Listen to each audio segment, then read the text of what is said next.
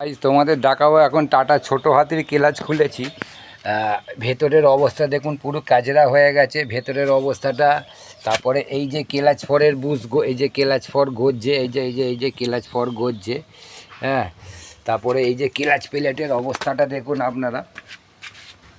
এটা হচ্ছে 12 ফিঙ্গারের মাল। আমরা তো 12 ফিঙ্গার লাগাই না, গাড়ির সাথে লাগানো ছিল। এই দেখুন সব কেটে গেছে, এই দেখুন সব কেটে গেছে। এসব ফিঙ্গার সব কেটে সব পড়ে গেছে, সব ফিঙ্গার এই দেখুন সব কেটে সব ফিঙ্গার সব পড়ে গেছে।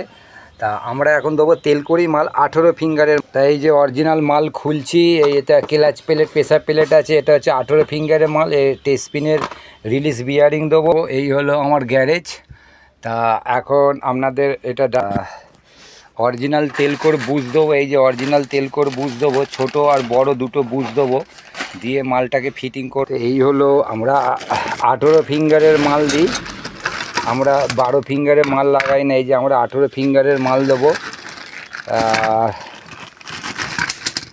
আমরা 18 ফিঙ্গারের মাল দিলে কি হবে, ক্লাচের লংজিভিটিটা বাড়বে আর ক্লাচটা খুব নরম হবে। এটাকে এখন আমরা সেট করব। এই যে অরিজিনাল তেলকোর সব থেকে টপ কোয়ালিটির মাল দিচ্ছি আমরা।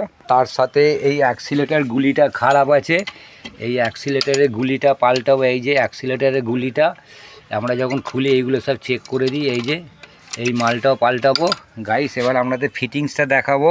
যখনই আপনারা clutch plate pressure plate change করবেন, সঙ্গে সঙ্গে ক্লাচের তারটাও আপনারা পাল্টে দেবেন। তাহলে কী হবে, ক্লাচটা লাস্টিং বেশি দিন করবে একটু সামান্য পয়সার জন্য।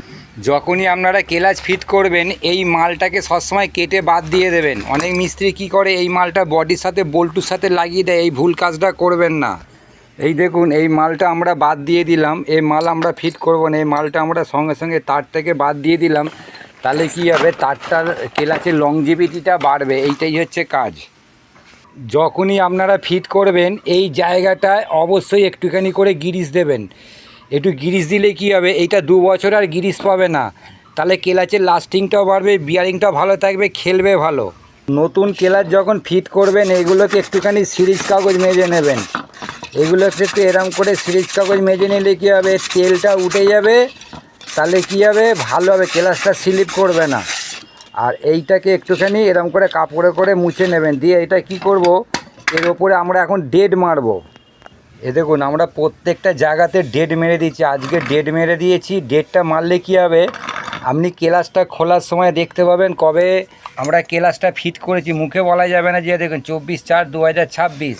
আবার এই দিকে দেখুন ডেট মেরে দিয়েছি। এ দেখুন 24/4, এই দেখুন 26। এইভাবে আমরা ক্লাচে ডেট মেরে দিই। দেখুন গাইস, যখন আমরা